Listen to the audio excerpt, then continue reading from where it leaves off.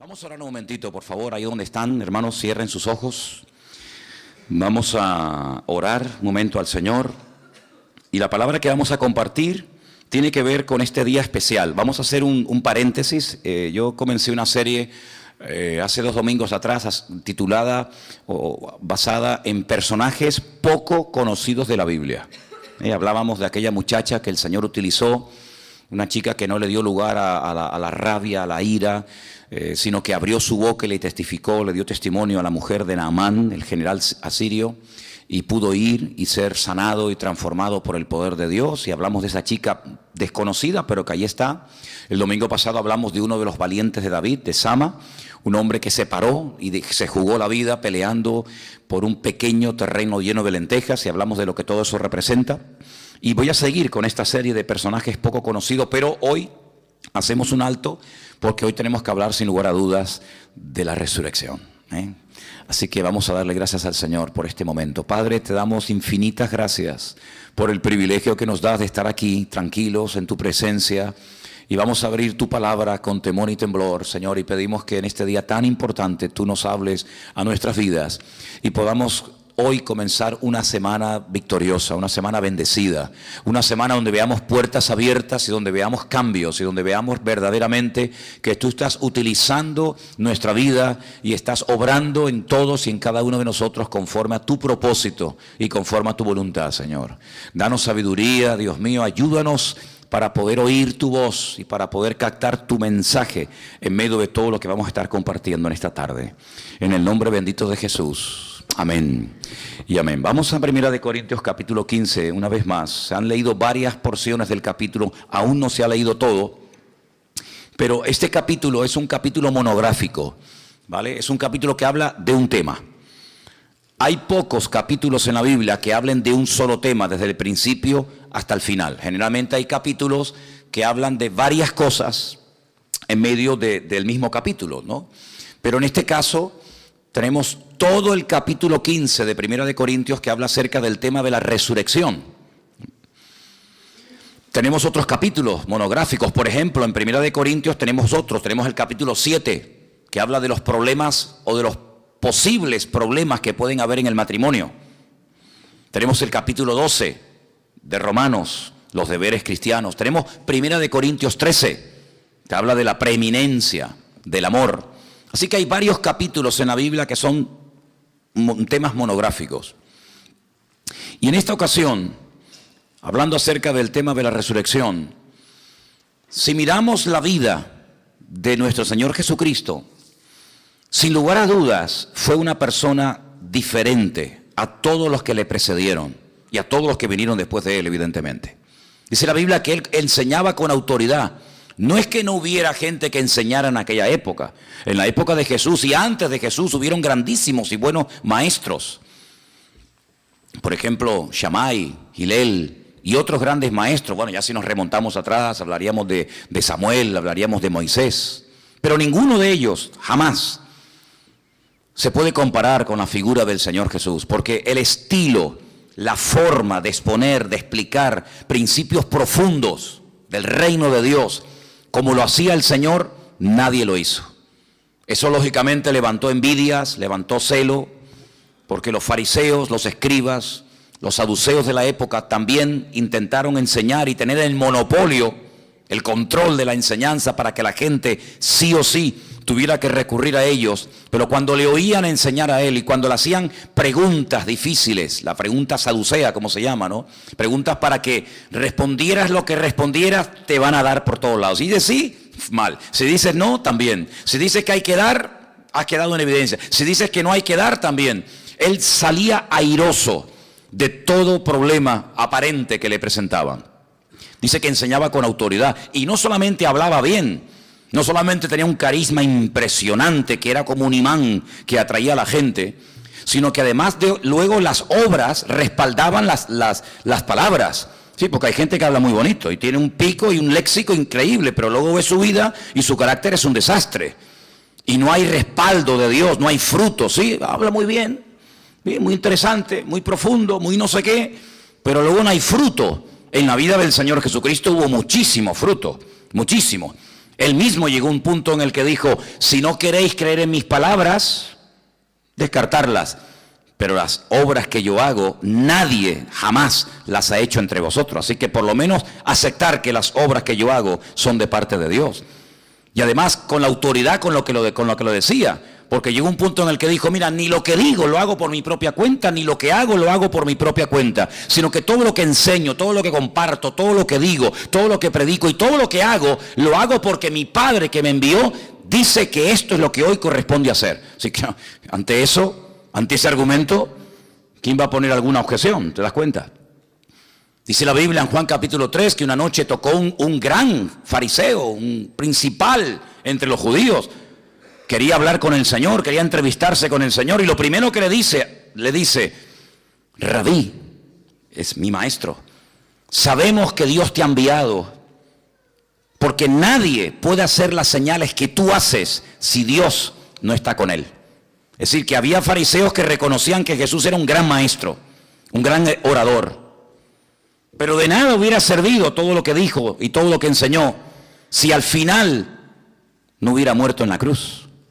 Hubiera pasado a la historia como un gran maestro, hubiera pasado a la historia como un gran orador, con una elocuencia y un carisma tremendo, que utilizaba ejemplos que nadie jamás había utilizado, que sabía utilizar la palabra con una sabiduría espectacular, que enseñaba cosas que nadie jamás había enseñado.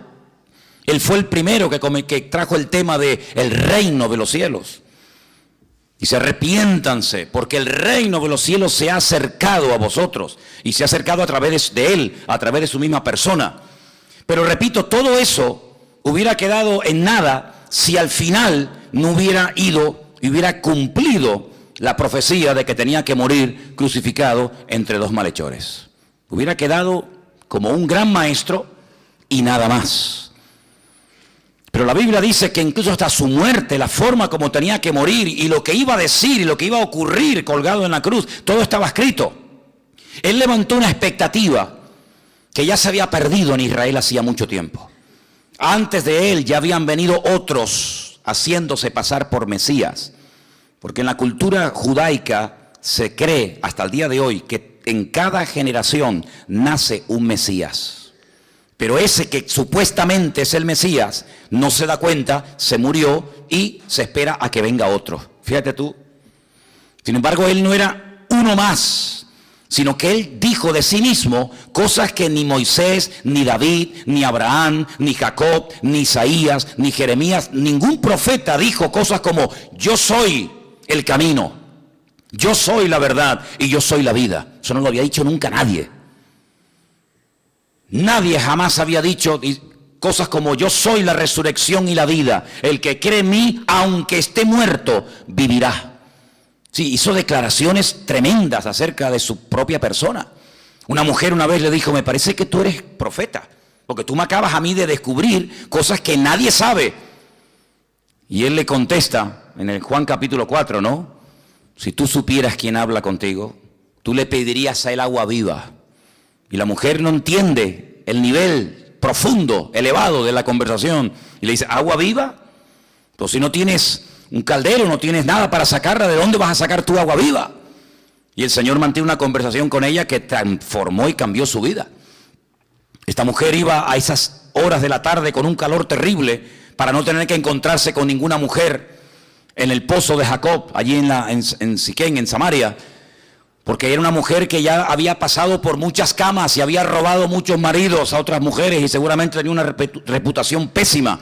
Pero esta mujer se va a Samaria y yo no sé lo que contó, yo no sé lo que dijo, yo no sé cómo lo dijo, que dice que la ciudad entera salió a ver quién era aquel hombre que le había dicho la verdad a esta mujer y no le había caído mal, sino todo lo contrario, sino que ella llegó a un punto de decir, yo creo que tú eres el Mesías que tenía que venir, ¿verdad? Pero repito, si no hubiera muerto en la cruz, de nada hubieran servido sus enseñanzas. Pero si la vida del Señor Jesucristo terminó en una cruz, ¿qué hacemos aquí esta noche? ¿Recordar las enseñanzas de un muerto? ¿De una persona muy buena, muy carismática, que hizo milagros que nadie en la historia hizo, pero que al final la muerte acabó con él? ¿Qué sentido tiene estar aquí cantándole a un muerto? Porque si Él no resucitó, como hemos leído esta noche, nosotros somos la gente más digna de lástima y de pena de toda la tierra.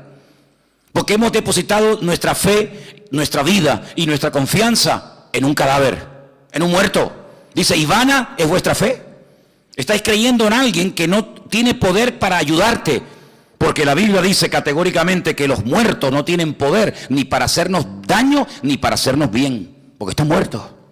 Ya pasaron a otra historia, a otra dimensión, otro nivel de vida. No tendríamos autoridad. ¿En nombre de quién oramos? Por cierto, les recuerdo a todos que cada vez que terminen de orar, siempre hay que decir en el nombre de Jesús. Porque si no, ¿en nombre de quién estás orando? ¿Bajo qué méritos, bajo qué cobertura te acercas tú a un Dios santo? ¿En tu nombre? El sumo sacerdote tenía que cuidarse y protegerse durante muchos días para no entrar contaminado, para no entrar inmundo a la presencia del Señor, porque podía caer muerto, fulminado en cualquier momento. Pero nosotros tenemos acceso al Padre, no porque somos buenos, no porque hemos dejado esto o aquello, sino a través del nombre, sobre todo nombre, que es el nombre de Cristo. Si Él murió y no resucitó, no podemos orar en su nombre. No podemos orar por necesidades, por enfermos, por endemoniados.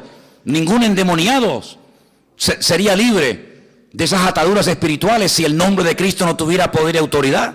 Así que si Él hizo un ministerio maravilloso de enseñanza, de exposición de la palabra, y muere en la cruz, pues hombre, ¿qué quieres que te diga? Pues tampoco nos hubiera servido de nada, porque podríamos hablar exactamente igual de Buda, de Mahoma, de Confucio, de Krishna o de cualquier otro personaje de la historia, porque si al final murió. Pero hay una gran diferencia entre creer en esos maestros y creer en nuestro Señor Jesucristo. Y esta es la piedra fundamental de nuestra fe. Y es que al tercer día, dice la palabra, que Él se levantó de la muerte. Y Él ha sido el único que verdaderamente ha resucitado. Toda la gente que nosotros decimos, Lázaro resucitó, la hija de Jairo resucitó, realmente fueron gente que volvió a la vida, revivieron, pero no fueron resucitados. Porque resucitar significa ser transformado en la esencia. Cuando Jesús resucitó a Lázaro, Lázaro volvió a morir. Cuando el Señor resucitó del principal de la sinagoga, esa niña volvió a morir. Cuando los del Antiguo Testamento resucitaron, toda esa gente volvió a morir. Pero cuando una persona resucita, se produce una metamorfosis, un cambio de naturaleza. Ya ese cuerpo nuevo, transformado y glorificado, aunque tenga los mismos aspectos físicos, es un cuerpo que no tiene limitaciones ni de espacio ni de tiempo. Puedes traspasar paredes, puedes trasladarte de un lugar a otro sin necesidad de coger un coche, una caravana, un carromato, un camello, lo que sea. Así que por eso dice la Biblia que es el primero de la resurrección. Porque cuando el Señor Jesucristo resucita, aunque puede comer y hablar y tocar a la gente, la Biblia nos enseña que hay momentos en los que los discípulos están en habitaciones cerradas por miedo a los judíos y de repente Él se aparece en medio de ellos. Y cuando van aquellos dos caminos hacia Emaús y de repente lo reconocen, cuando lo reconocen, ¡pum!, desapareció de su vista y apareció en otro extremo del país. Por lo tanto, si nosotros en esta tarde estamos en este lugar, es no solamente porque sus enseñanzas son tremendas y nos han impactado, sin lugar a dudas. Las enseñanzas que Él da sobre la oración, sobre el perdón, sobre el amor, sobre la reconciliación, son increíbles. La famosa oración del Padre Nuestro, sí, muy sencillita, no me digas. Una oración tremenda, revolucionaria, porque tienes acceso al Padre y poder llamar a Dios Padre, amigo. Si te impacta su enseñanza, si te impacta su ministerio, si te impactan sus milagros, más grande que todo eso fue su muerte. Porque incluso hasta en la cruz, sin poder moverse, sin poder hacer nada para que se cumplieran profecías, hasta estando en la cruz la palabra seguía cumpliéndose. Hasta después de muerto la palabra seguía cumpliéndose. Dice la Biblia que ni un solo hueso de Cristo fue quebrantado. Y mira que le dieron, mira que le golpearon y lo humillaron, pero ni un solo hueso se lo partieron. ¿Por qué? Porque en el Antiguo Testamento, cuando el cordero era sacrificado en Pesaj, en la fiesta de Pascua, había que cortarlo de tal manera que ni un solo hueso de aquel cordero pascual podía ser quebrantado, porque era como un tipo de que el Cordero de Dios que quita el pecado del mundo iba a ser molido, crucificado, apaleado, escupido, maltratado, humillado, pero ni un solo hueso de Cristo fue quebrado. Y cuando Él está ya muerto en la cruz, dice la Biblia que la costumbre de la época era a los que todavía estaban con vida partirle las piernas. Más que partirle las piernas, lo que hacían es que donde apoyaban los pies, había como una especie de taco de madera clavado en la cruz, donde la persona se apoyaba. Y cuando tú le quitabas ese taco de madera, la persona caía y automáticamente la persona moría asfixiada. Se le terminaba partiendo literalmente el corazón. Así que al ladrón que vieron que no terminaba de morir, se dice que le quitaron ese taco, quedó ahí suspendido y murió en décimas de segundo. Al otro exactamente igual. Pero cuando fueron al Señor, vieron que estaba muerto, pero para comprobar que efectivamente estaba muerto y no se había desmayado ni sufrido un colapso, como por ahí se dijo en cierta ocasión, dice que lo que hicieron fue comprobar si efectivamente estaba muerto. Dice que le clavaron una lanza y no hacía, no brotaba, no había pulso, y por lo tanto dice que salió pleura, salió agua mezclada con sangre y dijeron ya está muerto. Y eso no fue casualidad, sino que la Biblia dice que no quebrarían ni un solo hueso suyo. Y la Escritura decía con unos detalles tremendos, que lo crucificarían, que lo colgarían, que le harían agujeros en las manos y en los pies, sin quebrarle ni un solo hueso, y lo crucificarían entre malhechores, pero sería enterrado como si fuera un rico. Y dice que había por allí un señor que tenía un sepulcro preparado, labrado en roca, en piedra, y él lo donó para que lo enterraran como si fuera una persona de la aristocracia. Eso no lo pudo elegir Cristo porque ya estaba muerto. Pero hay una palabra que él dice en la cruz tremenda, dice: Padre, en tus manos encomiendo mi espíritu. Porque él sabía perfectamente, porque él era la palabra revelada, la palabra humanada, la palabra encarnada, la Torá hecha carne y hueso. Él sabía que la palabra decía: no permitirás que tu santo vea corrupción. En el cuerpo de Cristo no hubo corrupción. Los gusanos no entraron y comenzaron a devorar sus carnes, sino que se mantuvo de una forma intacta tremenda. Lo bajan de la cruz, lo meten en aquel sepulcro durante 72 horas. Ay, amigo. Pero dice la palabra de Dios que bien temprano en la mañana unas mujeres fueron, porque aún había acceso a la tumba, aunque había que rodar aquella enorme piedra que habían puesto allí, para poder terminar todo el proceso, no de embalsamarlo, porque los judíos no embalsamaban a los cuerpos, pero sí los preparaban con una serie de envolturas y de ungüentos, etc. Y dice que cuando llegaron, la tumba estaba abierta, estaba vacía. Y no es que se equivocaron de tumba, porque si se hubieran equivocado de tumba, la tumba real donde estaba, ahí seguiría. Por lo tanto, no tiene sentido salir corriendo a la ciudad de Jerusalén y decir: ha resucitado, no está en la tumba, está vivo. Porque al salir corriendo, por ejemplo, Pedro y Juan hubieran llegado a la tumba y le hubieran dicho: no sé ustedes de dónde sacan que ha resucitado, si aquí está dentro de la tumba. Por lo tanto, no es que se equivocaron, no es como los judíos hicieron creer en aquella época y sobornaron a la guardia y le dieron grandes sumas de dinero a los que custodiaban el sepulcro, de que sus discípulos habían venido de noche y habían robado el cuerpo. No. Sino lo que ocurrió es lo que decía la palabra de Dios, que moriría en la cruz conforme a las Escrituras y resucitaría al tercer día. Si nosotros aceptamos su ministerio de enseñanza, su ministerio profético, su ministerio como sanador, su ministerio como orador, aceptamos que murió y nos paramos ahí, somos los más dignos de lástima de toda la tierra. Porque entonces, si no resucitó, ¿cómo podemos tener la garantía de que el Padre aceptó su sacrificio y su sangre fue derramada en nuestro lugar? Si Él permaneció muerto, eso quiere decir de que el Padre no aceptó su sacrificio en nuestro lugar. Por lo tanto, nuestros pecados no han sido perdonados. Pero no solamente no han sido perdonados nuestros pecados, sino que no hay esperanza de vida eterna. No hay esperanza futura. Y los que murieron depositando su fe en Él, perdieron el tiempo, porque no resucitarán, porque si Cristo no resucitó, nadie resucita. Y si no hay resurrección, Él tampoco resucitó. Por lo tanto, el argumento que Pablo va presentando en 1 Corintios 15 es el siguiente: si nosotros no aceptamos que el Señor Jesucristo resucitó y volvió a la vida al tercer día, todo lo que hacemos es en vano, no tiene ningún sentido, estamos perdiendo el tiempo y estamos enseñando una mentira y estamos tratando de animarnos con una mentira y al final la mentira lo que nos va a terminar es esclavizando, cegando y perjudicando. Pero sabemos que la realidad es esta, que Él no está muerto, sino que Él vive, porque Él resucitó al tercer día. ¿Cuántos dicen amén? ¿Tú lo crees en esta tarde? Fíjate qué poderoso es esto, que la Biblia dice: si tú crees que Él murió en la cruz, lo confiesas, lo dices públicamente con tu boca y crees que el Padre lo levantó de la muerte, serás salvo.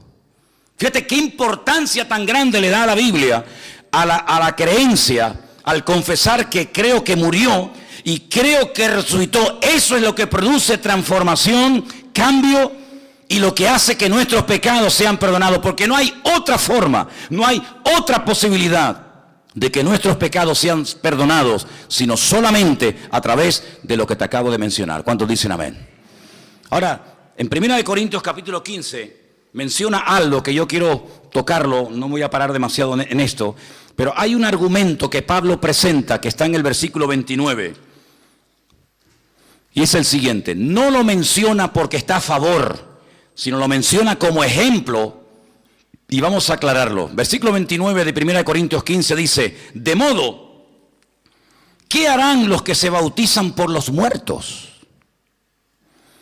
Si en ninguna manera los muertos resucitan, ¿por qué pues se bautizan por los muertos?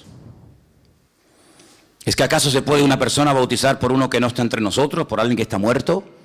La única secta que yo conozco en la actualidad que practica esto son los mormones. Los mormones sí se bautizan por familiares que no fueron mormones, que no se convirtieron a la iglesia de Jesucristo de los santos de los últimos días, como así se llaman.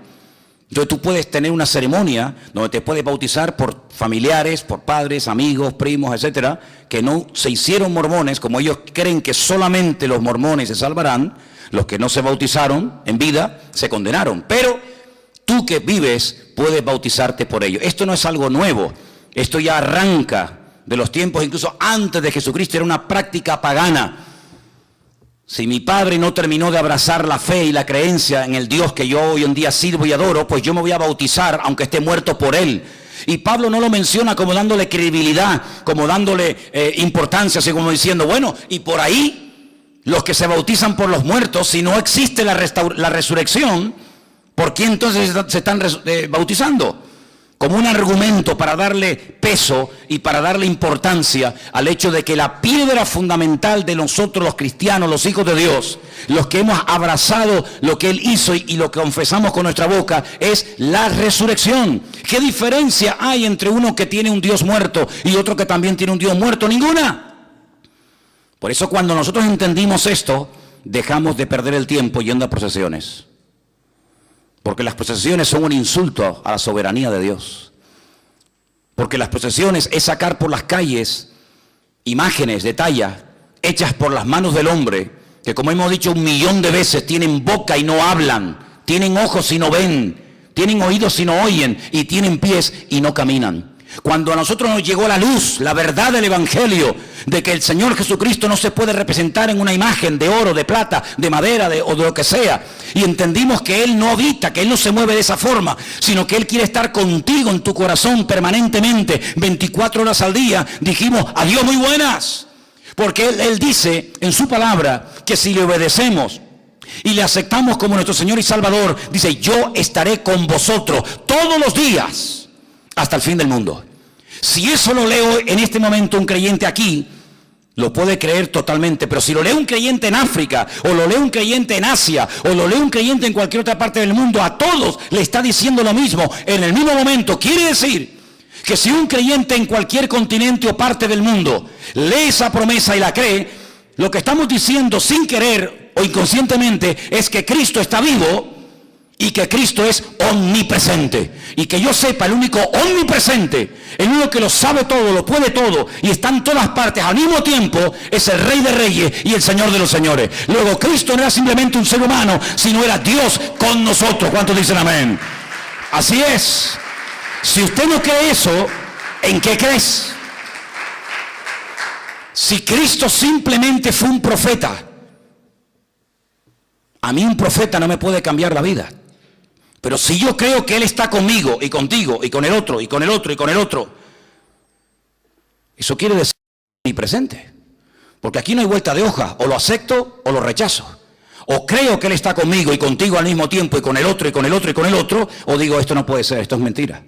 No puede estar Cristo con 1.000 millones de personas al mismo tiempo. No puede estar por el día con uno y por la noche con otro. No puede estar con un preso en la cárcel y con un hermano que va en un submarino. No puede ser que esté con un astronauta en la luna y al mismo tiempo en una congregación en Tenerife. No puede ser. Pero claro que puede ser. Porque es su promesa.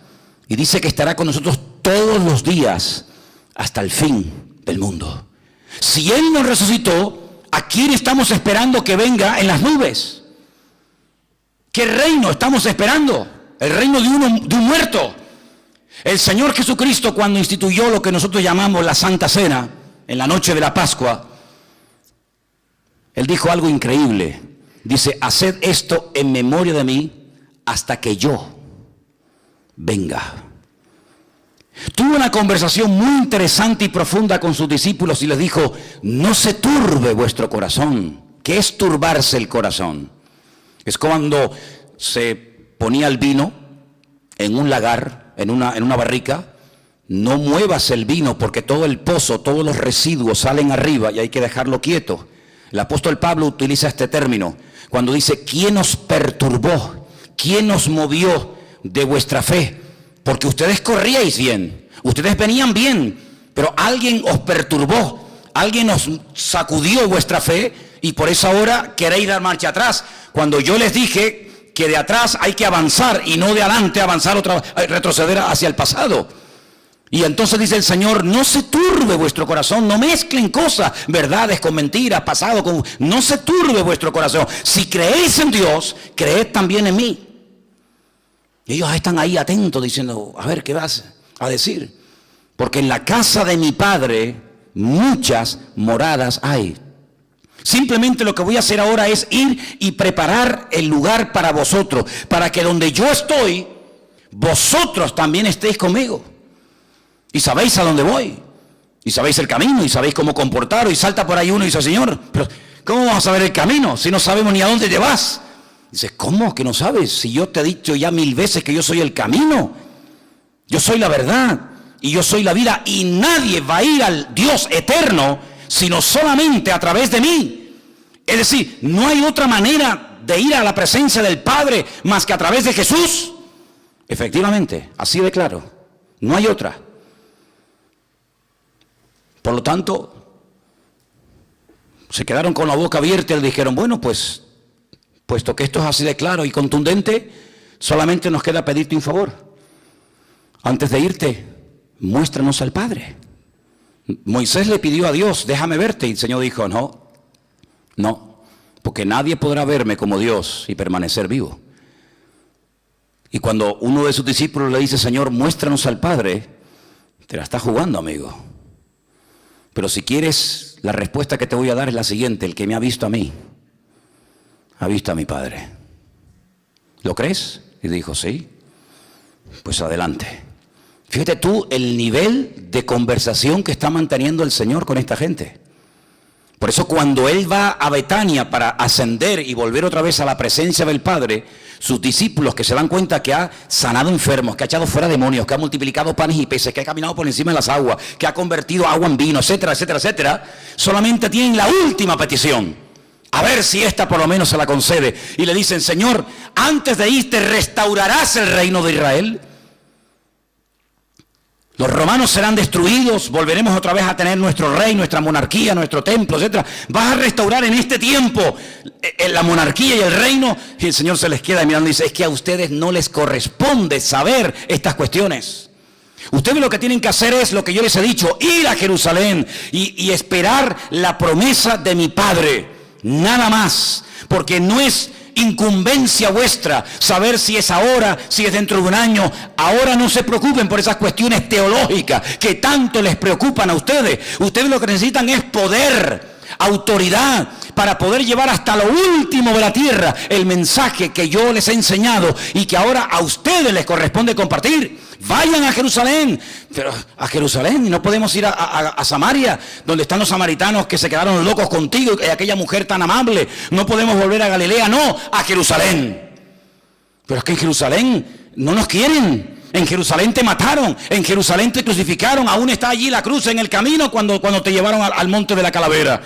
Allí está Anás, allí está Caifás, allí sigue Pilato. ¿Para qué vamos a Jerusalén? Dice, porque si quieren recibir poder y autoridad, tienen que volver otra vez a Jerusalén y no entrar con la cabeza agachada. Tienen que entrar en obediencia, tienen que entrar y esperar la promesa del Padre. Ni les dice cómo van a saber si la recibieron o no. Ustedes vayan y esperen. Y dice la Biblia que esos 120 se van a una casa, se meten dentro y se ponen a orar y a orar y a orar y a orar. ¿Cuánto tiempo? Bueno. Y dice la Biblia que cuando llegó la gran fiesta de Shavuot, la gran fiesta de Pentecostés, la gran fiesta del regocijo, la gran fiesta de la unión de las 12 tribus que venían de todas partes trayendo sus diezmos, sus ofrendas, todo el mundo danzando y gritando, ese día el Señor dijo, ahora cuando yo voy a derramar esta experiencia. Es decir, cuando Él les dijo, les veo tristes, pero no estén tristes. Yo no les voy a dejar huérfanos, yo no les voy a dejar solos. Yo voy a mi Padre y voy a rogarle, voy a suplicarle que os envíe el Espíritu para que esté con vosotros para siempre. Él tomará de lo mío y os lo hará saber. Él os recordará todo lo que yo les he enseñado.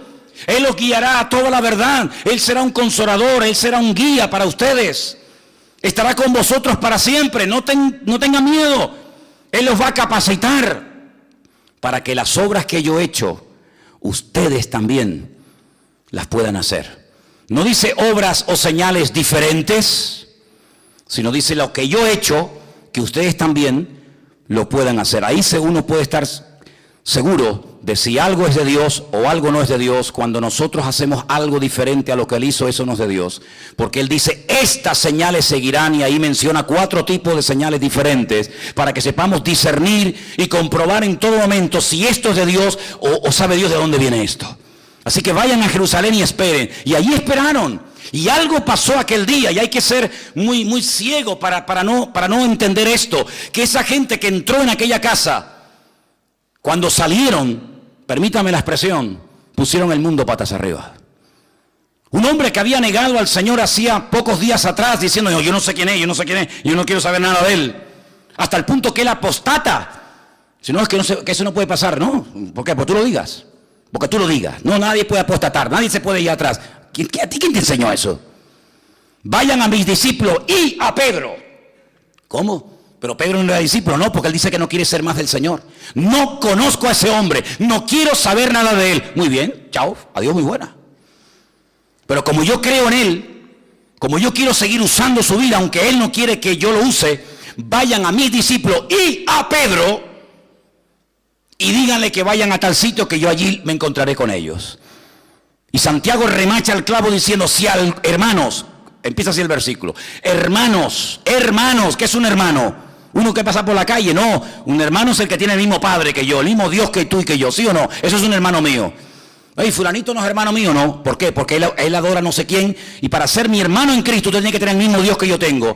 ¿Un musulmán no es mi hermano? No, Señor. ¿Por qué? Porque él no cree que Alá tiene un hijo llamado Jesús. Luego, aunque crea en un único Dios, el Dios Alá no cree, o no dice, o no enseña que tiene un hijo llamado Jesucristo que murió en la cruz. Por lo tanto, no es mi hermano. Puede ser mi amigo, puede ser un conocido, pero para ser mi hermano tenemos que tener el mismo Padre y las mismas promesas y creer en el mismo Dios. Así que vayan a mis hermanos y díganle tal cosa. Y Santiago dice, hermanos, si alguno de entre vosotros,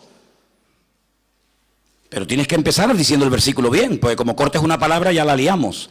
Hermanos, coma, si alguno de entre vosotros se ha apartado de la fe, sepa que el que haga volver al pecador, no al hermano, al pecador del error de su camino, salvará de muerte un alma y cubrirá multitud de pecados. Yo no he escrito eso. Si a usted no te gusta, yo no te tengo que dar explicaciones de ningún tipo. Ni yo, ni Priscila, ni Anzo. Aquí no damos explicaciones de doctrina. Esto es lo que dice la Biblia. Te gusta bien, y si no te gusta, que Dios le bendiga. Váyase a otro lugar donde te rían la gracia. La palabra de Dios nos enseña que así como una persona puede seguir al Señor, también una persona puede dar marcha atrás y mandarse a mudar. Y aunque tú no lo hayas visto, porque a lo mejor eres muy joven y no sabes mucho de esto, yo llevo casi 35 años de pastor sirviendo al Señor, y hemos visto así de gente que aparentemente iban a por todas, pero no sé lo que rayo pasó en su vida, que se desconectaron del Señor, se secaron y terminaron peor que al principio, y volvieron al vómito, y el postrer estado vuelve a ser peor que el primero, dice la palabra. Porque si le salieron un demonio, ahora le metieron 7 más todavía. Todo eso lo dice la Biblia.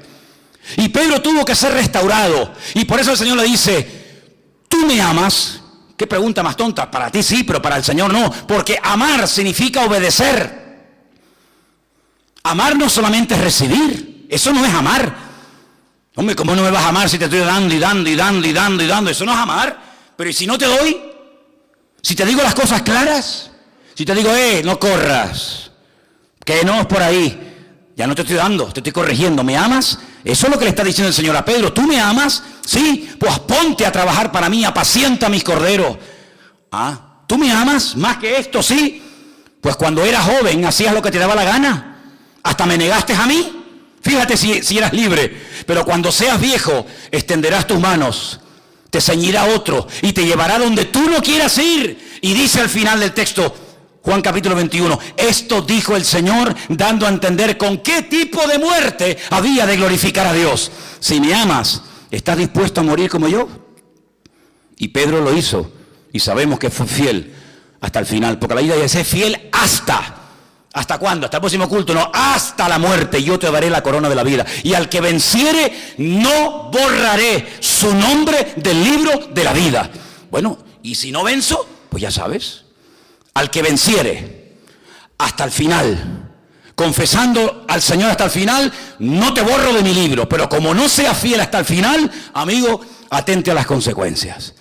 Y por eso cuando vamos a la palabra de Dios, sabemos que el Padre aceptó al Señor, su sangre, su sacrificio. ¿Por qué? Porque en el día de Pentecostés, allí en Jerusalén, comenzaron a hablar en otras lenguas. Lenguas que no habían aprendido en la sinagoga. Lenguas que no se hablaban en el templo de Jerusalén, sino lenguas angelicales, lenguas que no habían conocido jamás en la vida. Pero había gente allí que conocía esas lenguas. Y se acercaron y dijeron, pero ¿cómo estos varones galileos medio analfabetos, varones sin letras, sin mucha cultura y preparación, cómo están predicando y hablando las maravillas de Dios en árabe, en arameo, en griego, en latín? ¿Pero de dónde aprendió esta gente esto? Dice, porque todos fueron llenos del Espíritu Santo. Luego eso significa que la promesa del Padre fue enviada porque el Padre aceptó el sacrificio del Hijo. ¿Cuántos dicen amén? Si hubieran estado esperando y esperando y esperando y allí no pasa nada, es la evidencia de que el Padre no aceptó la ofrenda del Hijo. Cuando Él resucita, hay una mujer que lo quiere abrazar y Él le dijo, tranquilita, relájate, no me toques, porque acabo de resucitar y aún no he subido a mi Padre. Tengo que subir con las manos horadadas, con las vestiduras sangrando y lleno de moretones por todos lados. Y cuando entre a la presencia del Padre, le diré, Padre, he hecho todo cuanto me mandaste. Y el Padre lo aceptó. Y cuando regresa, lo primero que hace el Señor, dice la Biblia, bajó a las partes más profundas de la tierra. Y llegó a Satanás y dice que le quitó las llaves de la muerte y del Hades. Y cuando se presenta el Señor, ahora es cuando recién le dice a sus discípulos, Shalom Aleichem. La paz a vosotros. Pero la paz viene por la obediencia.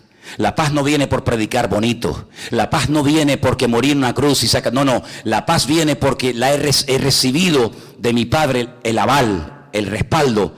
Y ahora mi paz os dejo, mi paz os doy, no como el mundo la da. ¿Cuántos dicen amén? Así que hoy, de una forma especial, hermanos, tenemos que interiorizar esta gran verdad. Si Cristo no hubiera resucitado, somos las personas más dignas de lástima y de compasión del mundo. Tantos mártires, tantos hermanos crucificados, quemados, tanta gente despedazada en los circos romanos, ¿para qué? ¿Para qué? ¿Para quién murieron? Ellos sabían perfectamente que morían para un Cristo vivo. Porque la experiencia personal que uno puede llegar a tener con Él te marca de tal manera que aunque estés más solo que la una, eres capaz de ir contra viento y marea. Y como dijo aquel gran hombre de Dios, porque yo sé en quién he creído. Por eso cuando una persona verdaderamente se encuentra con Él, esa persona no puede quedarse exactamente igual, porque el Señor cuando entra en una vida, la cambia y la transforma radicalmente, una vez y para siempre. ¿Cuántos dicen amén? Así que, amados hermanos, en esta tarde, tú y yo estamos aquí, porque Él está vivo. Porque si no estuviera vivo, ¿a quién le hemos cantado hace un rato? ¿A quién? ¿A quién le hemos cantado? ¿Ante quién hemos levantado las manos? Yo levanté también las manos esta tarde en un momento de la canción. ¿A quién la levantamos? ¿A quién adoramos? ¿A quién honramos? ¿A quién servimos? ¿Por qué aguantamos calumnias y críticas y persecuciones y martirios? ¿Por qué aguantamos todo eso los creyentes? ¿Por qué el cristianismo, la historia del pueblo de Dios está manchada en sangre durante 2000 años? ¿Porque somos masoquistas? ¿Porque nos gusta sufrir? ¿Porque no tenemos otra cosa que hacer en la vida? No, sino porque hemos entendido que separados de Él, nada podemos hacer. Y por eso podemos entender que tenemos un mensaje que dar. Y aquí viene lo importante ahora. Si todo esto es verdad, fíjate lo que te voy a decir ahora, Si es verdad que hubo un hombre llamado Jesús, que era el Hijo de Dios, que murió en la cruz de aquella manera tan vil y terrible, si es verdad que Él resucitó al tercer día, y si es verdad que Él va a estar con nosotros todos los días hasta el fin del mundo, ¿cómo vamos a estar mudos? ¿Cómo vamos a estar callados ante la que está cayendo? Cuando hay gente que se quita la vida, hay gente que está desmoronada física y espiritualmente, ante semejante mensaje, ante semejante notición. ¿Cómo vamos a estar nosotros callados y no decirle al mundo: se puede salir de la depresión, se puede salir de la droga, se puede salir de la cueva en la que has vivido toda tu vida? ¿Por qué? Porque el Rey de Reyes y Señor de los Señores está vivo y ha resucitado y está con nosotros todos los días hasta el fin del mundo. Bendito sea Dios. Ese mensaje tenemos que darlo. Amén. Apláudale fuerte al Señor. Hay un mensaje que dar. Aleluya. Aleluya.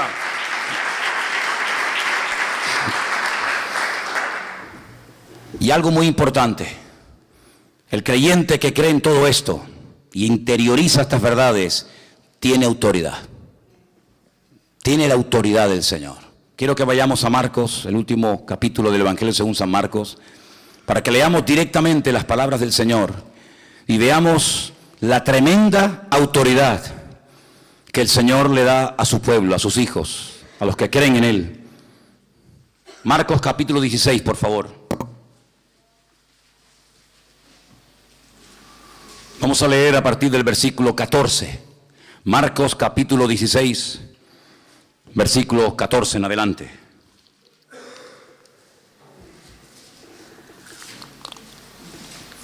Dice así la palabra del Señor. Finalmente se apareció a los 12 discípulos, a los 12 mismos, a los 11, estando ellos sentados a la mesa, y les reprochó su incredulidad y dureza de corazón, porque no habían creído a los que le habían visto.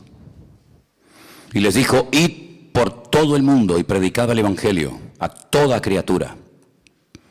El que creyere y fuere bautizado será salvo, mas el que no creyere será condenado. Estas señales, fíjate, estas señales seguirán a los que creen. En mi nombre echarán fuera demonios. En mi nombre hablarán nuevas lenguas. Tomarán en las manos serpientes, y si bebieren cosa mortífera no les hará daño.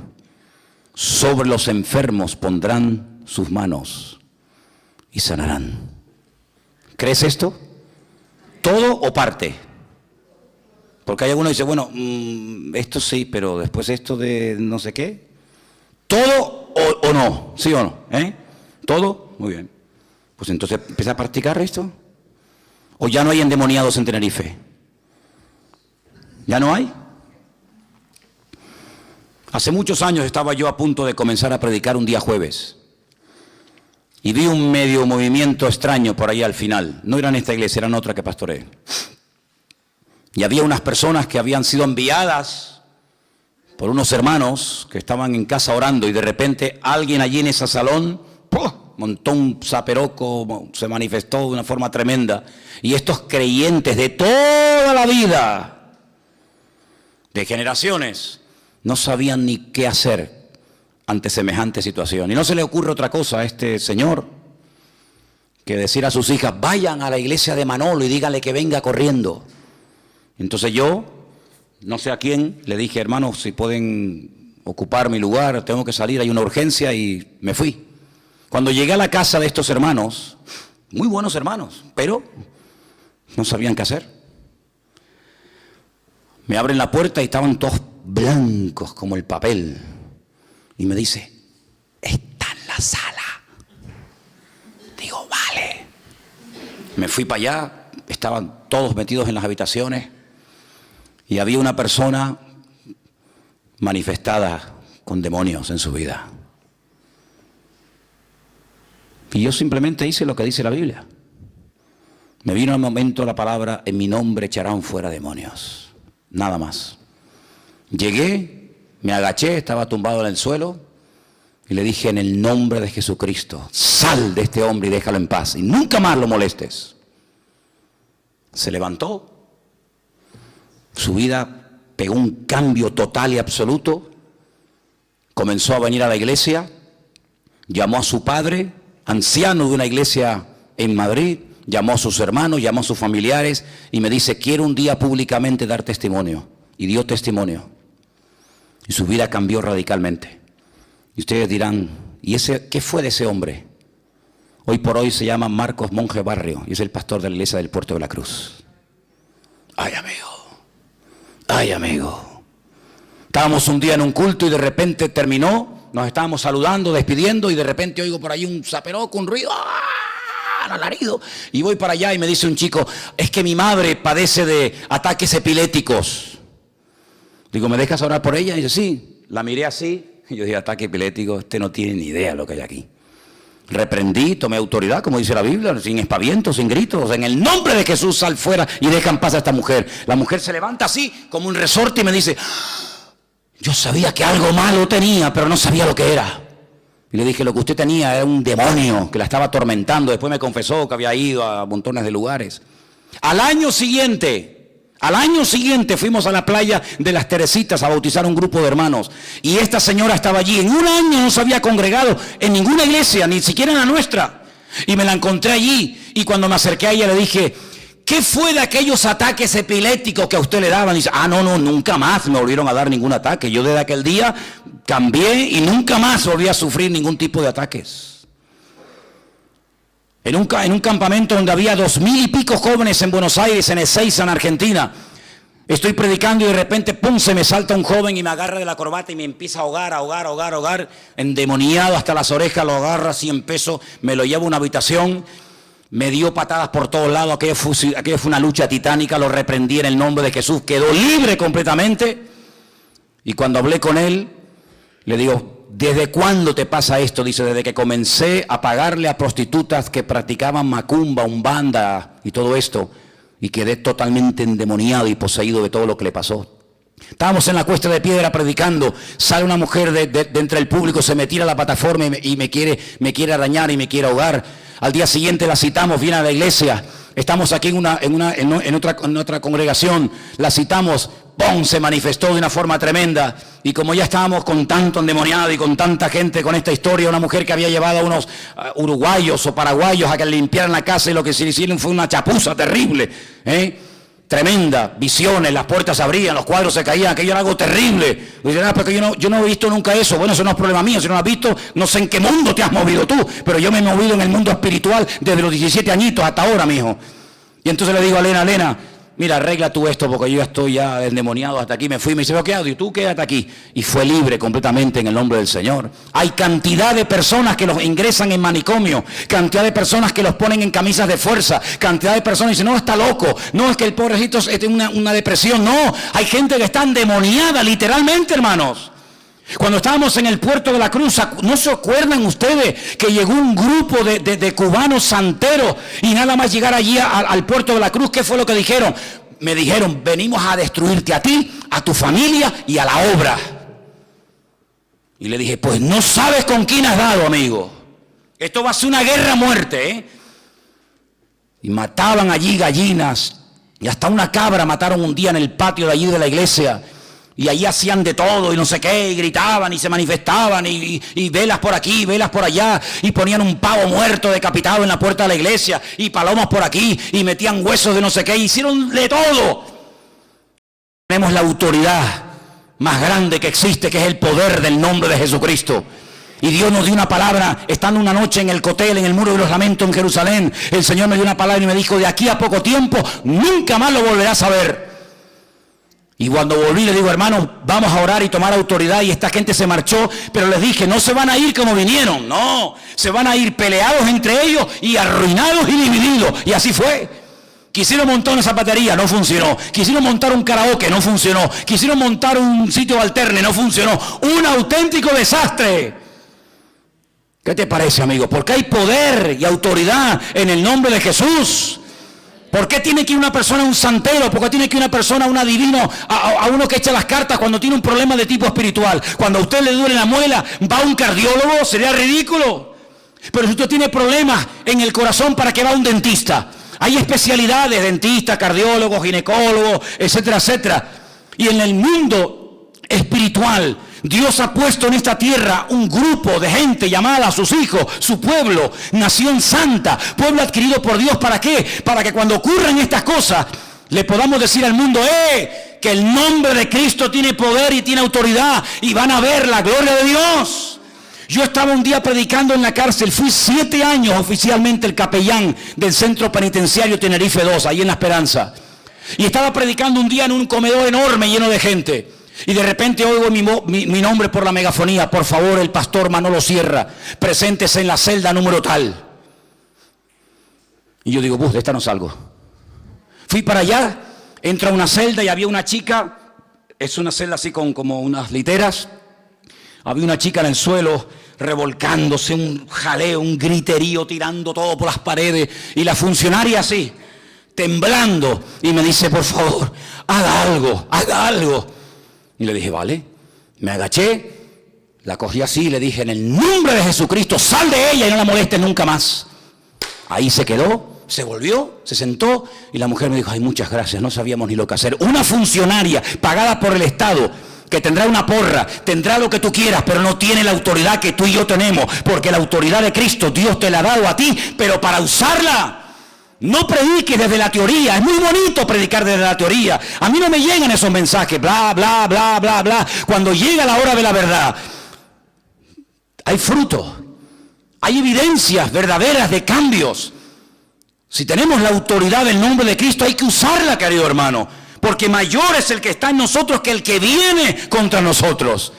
No es que vamos por la vida buscando un demoniado. Yo no tengo que buscar a nadie, pero ellos saben dónde estás.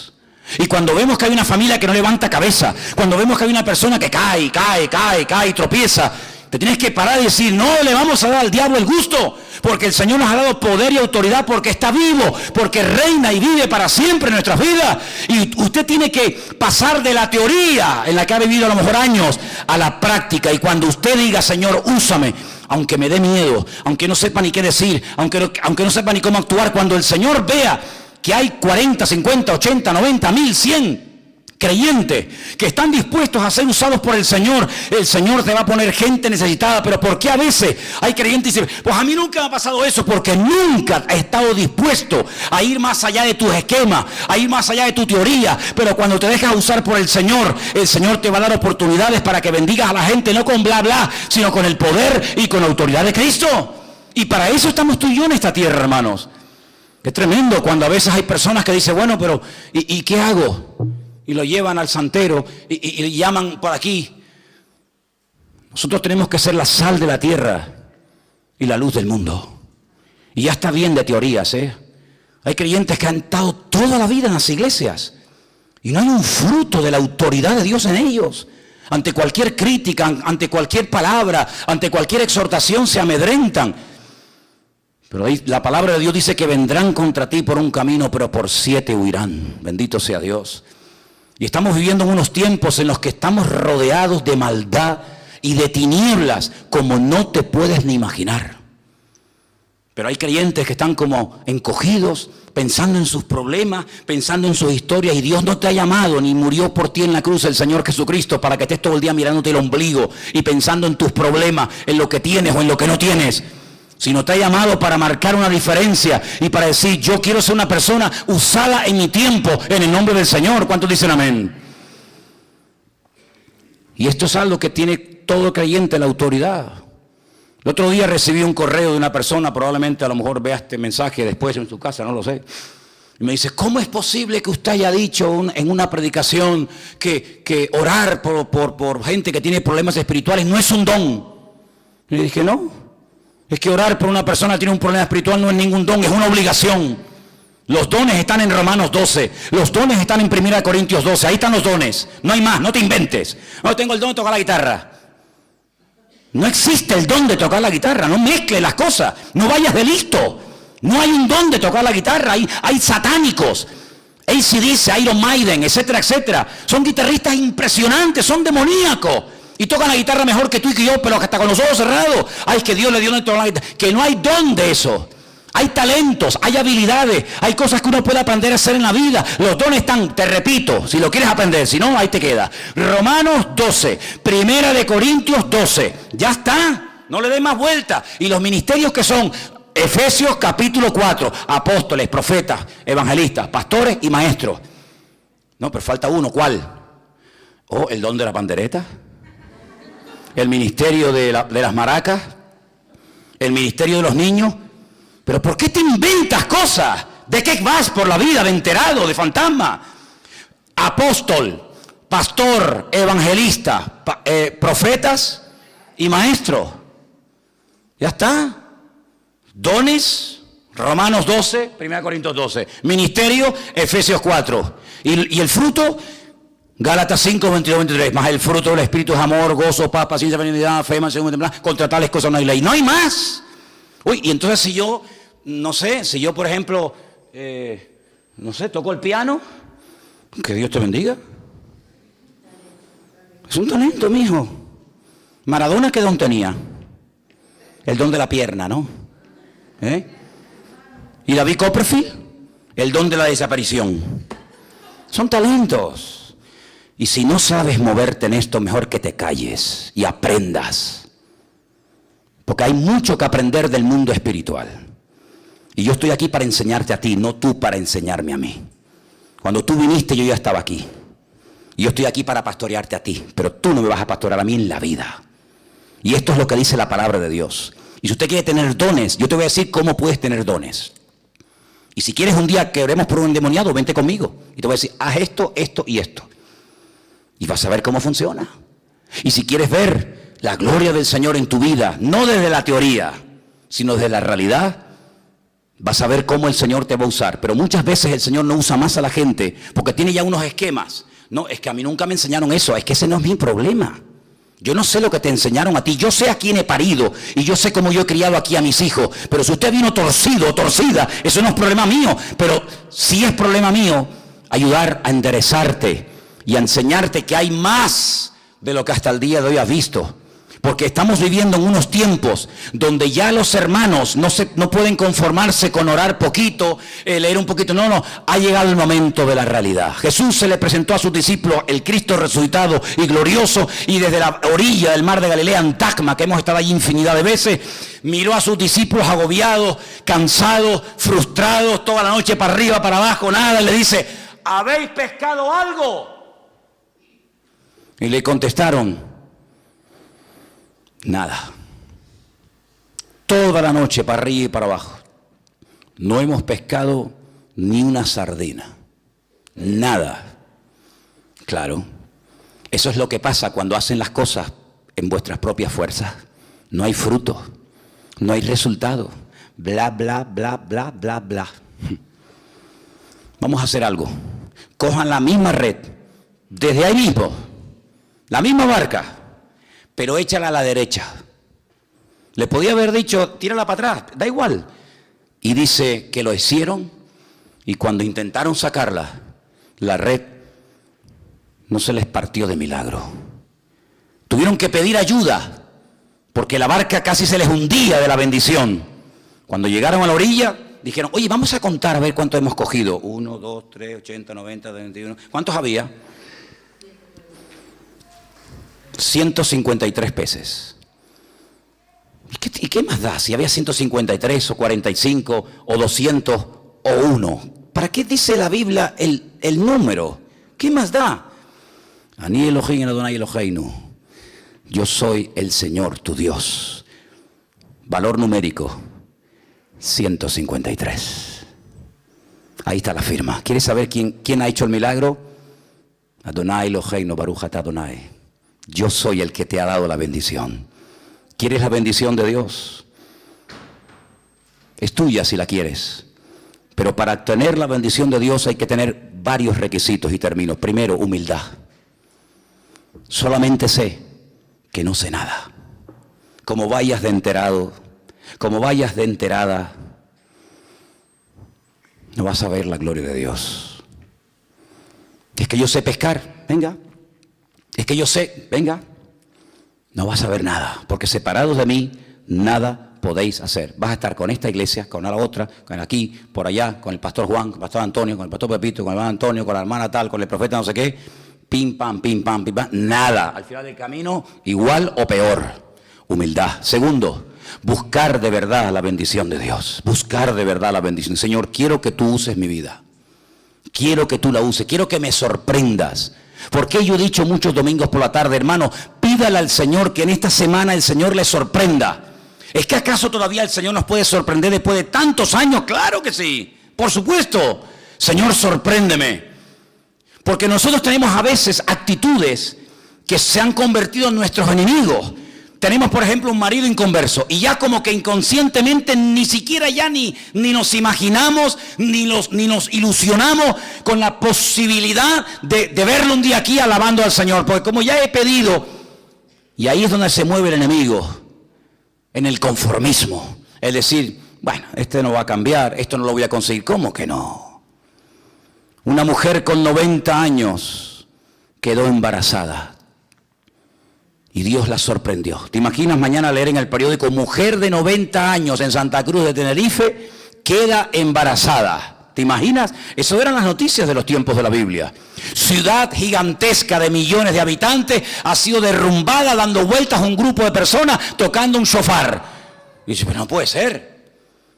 El mar Rojo se ha abierto para que 2,5 millones de ciudadanos pasen por en medio por tierra seca. Ha caído maná del cielo durante 40 años y ha alimentado milagrosamente a toda una nación. Esas eran las noticias de aquella época. Se acostumbraron a vivir en lo sobrenatural, en el poder de Dios, en la abundancia de Dios. Basta de mediocridad. ¿Saben por qué yo creo que el Señor permitió que no recibiéramos más alimentos en esta iglesia? Lo pensé el otro día, porque eso lo único que crea es una dependencia. Y un espíritu de dependencia y de mezquindad. Cuando el Señor dijo, el pan nuestro de cada día, dánoslo hoy. En vez de darle una bolsita de comida una vez a la semana a una persona, ¿por qué no le enseñamos a vivir por fe, depender del Señor? Y le enseñamos a vivir dependiendo de Dios y no dependiendo de una miserable bolsita de comida una vez a la semana. El Señor dijo, yo no abrí esta iglesia aquí hace 15 años en Garcilaso de la Vega para que ustedes estén ahora dando ahí pancito, una bolsita de macarrones, una bolsita de... No. Yo les he puesto aquí para que ustedes marquen una diferencia. Y somos nosotros los que tenemos que enseñarle al mundo que se puede vivir en victoria, en gloria, en bendición. ¿Por qué? Porque tenemos un Dios grande. Y si hacemos lo que los demás hacen, ¿en qué nos diferenciamos? ¿En que nosotros cantamos y ellos no? No, hermano, nosotros nos diferenciamos en que cuando tenemos problemas, oramos, clamamos al Señor y Dios responde.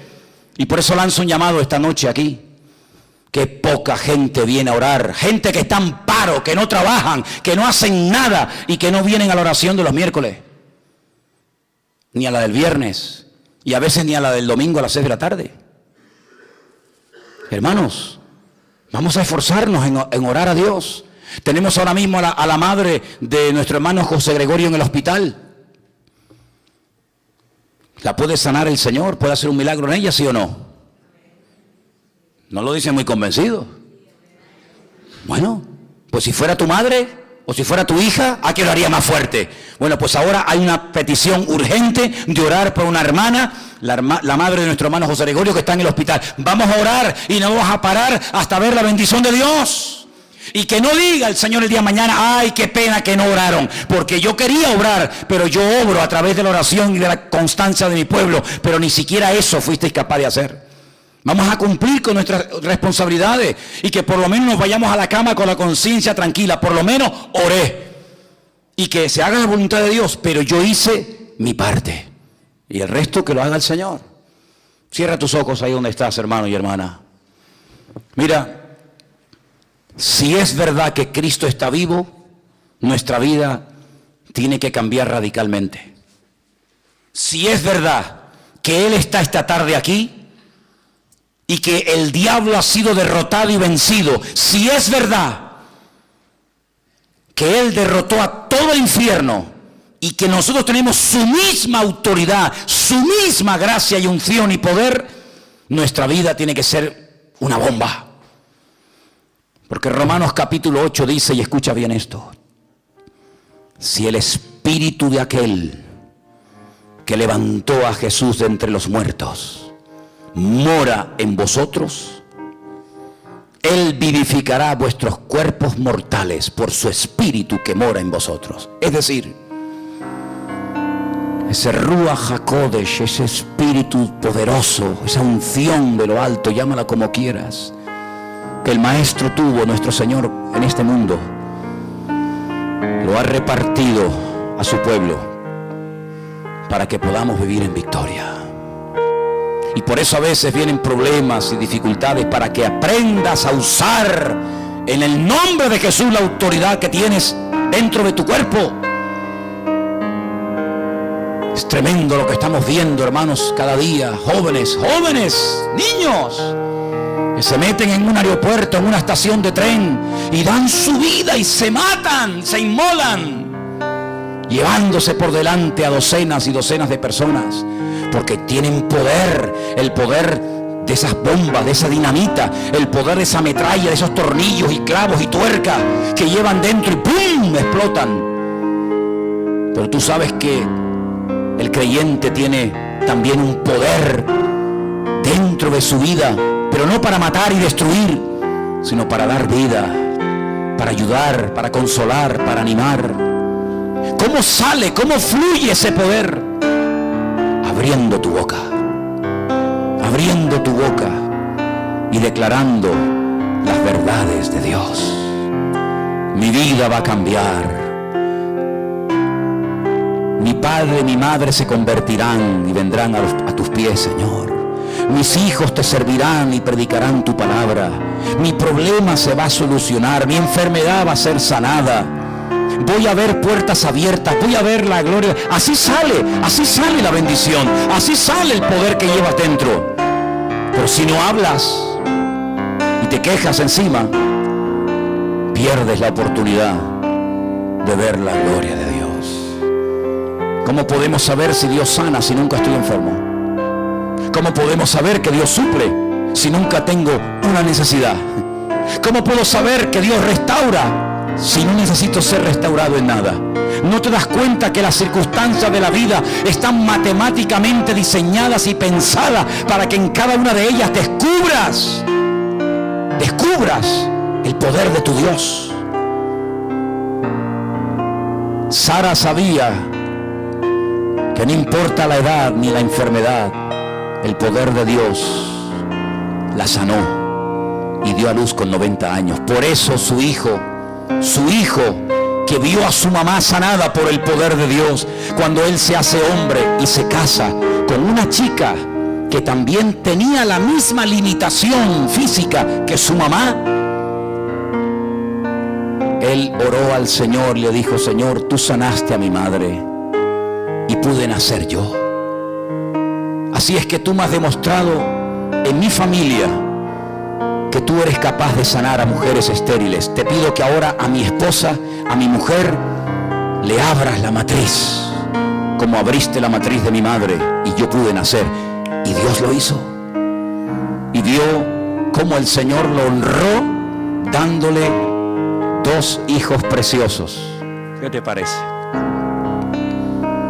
Y así vemos cómo lo que ocurre es como una prueba, un examen, un test para descubrir la grandeza de Dios. Abre nuestros ojos, Señor, para poder ver tu gloria. Queremos ver tu gloria en estos tiempos como nunca antes lo hemos visto. Queremos ver gente sanada, liberada. Queremos ver milagros. Señor, que vengan personas con necesidades tremendas a la iglesia para que podamos orar por ellos, bendecirlos y ver tu gloria, Señor. Esta ciudad necesita ver tu gloria. Este país necesita ver cambios, vidas transformadas por el poder de Dios, y para eso estamos aquí. Así que, hermanos, abran sus ojos. Hermanas, ustedes que van a tiendas, que conocen amigas, vecinas, abran sus ojos. Cuando oigan una conversación donde se presente una necesidad, actúa. No digas: bueno, pobrecita. No, vamos a orar. Vamos a orar. Déjate usar por el Señor y vas a ver la gloria del Señor en tu vida. La persona que está a tu lado, júntate a él o a ella un momentito. Oren juntos y pónganse de acuerdo y digan conmigo: Señor, en esta semana, Señor, ore por la persona que está a su lado. Señor, en esta semana, dame oportunidades para ver tu gloria. Quiero ser usado por el Señor. En ese compañero de trabajo que tanto te habla de su problema, vas a decirle: mira, ven para acá. Voy a orar por ti, para que el Señor te ayude y te bendiga. Por ese amigo que saludas todos los días en el semáforo, en el parque. Por ese hijo, esa familia. Señor, úsame en esta semana, Padre. Dígaselo al Señor: úsame, úsame, úsame, Señor, úsame, Dios. Úsame, Señor. No quiero que pasen los días, las semanas, los meses y la vida y no soy usado por ti nunca, Señor.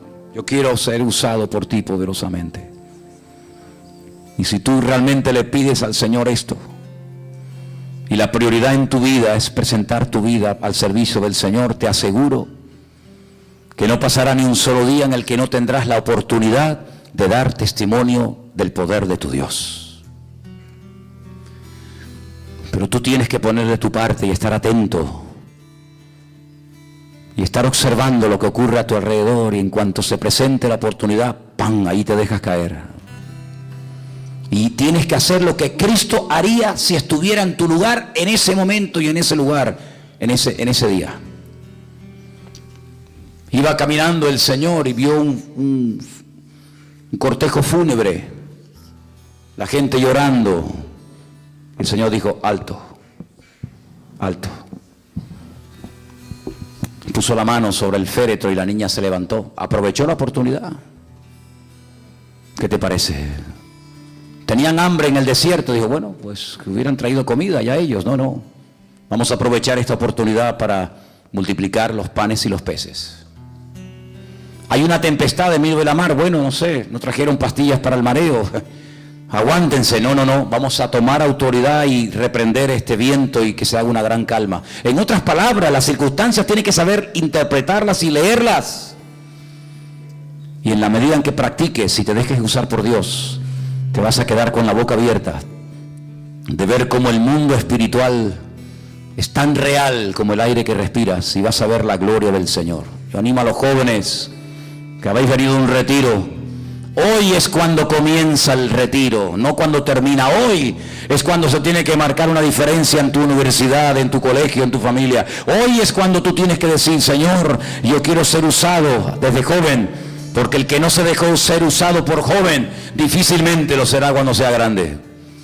Pero bendito sea Dios que esta semana que empieza hoy va a ser una semana de victoria y de bendición. Díselo al que está a tu lado, hermano, prepárate, esta semana va a ser una semana de gloria, de poder y de triunfo. Aleluya.